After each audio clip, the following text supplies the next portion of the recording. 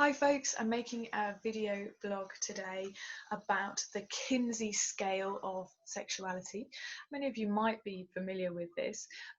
It was a scale that was devised by Alfred Kinsey in the late 1940s, and it was really revolutionary at the time. Alfred Kinsey had been studying sexuality and desire, and he came up with his scale, which I can show you now.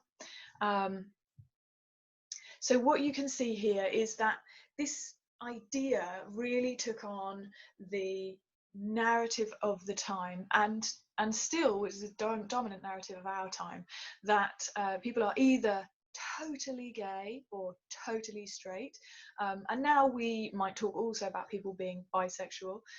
So I think that now we have more of a narrative about you're gay or you're straight or you're bisexual, and so you have to be totally this, totally that, or completely here, somewhere in the middle. And actually what the Kinsey scale shows us is that that's not the case at all. What Alfred Kinsey found was that sexuality is much more fluid than previously thought, and that it exists on a continuum. So there are, what you can see on the scale is some people might identify as exclusively heterosexual, some people might identify as exclusively homosexual. On the bottom, underneath number 6, you can see it says X, no sociosexual contacts. We would now be talking about these people being asexual or aromantic. So some of this language is a bit outdated. And as we go through the scale, what you can see is that there are people who might identify as predominantly heterosexual, but who do experience some homosexual desire, who have been in some homosexual relationships, whether that's merely sexual or merely romantic or everything together. And then people who are predominantly heterosexual but actually experience maybe 40% of their experiences of desire are homosexual desire. And then in the middle, we've got people who are equally heterosexual or homosexual. Now we would probably think of these people as being bisexual. And then it goes on.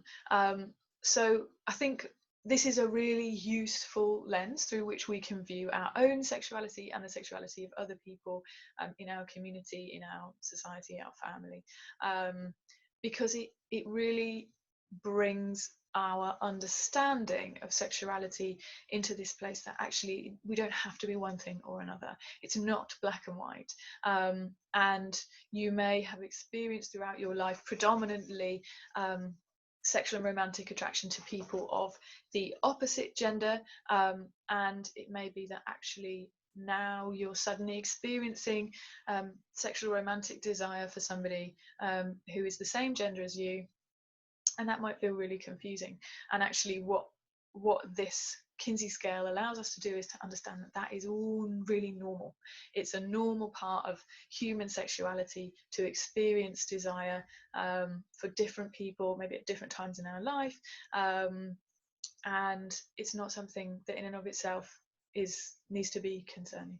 So I hope that is helpful for everybody today. The Kinsey scale it's been around for a really long time, but I think it's still informing our perception and our understanding about desire and sexuality. And so I hope you enjoyed it. Thanks very much for listening, guys. Bye bye.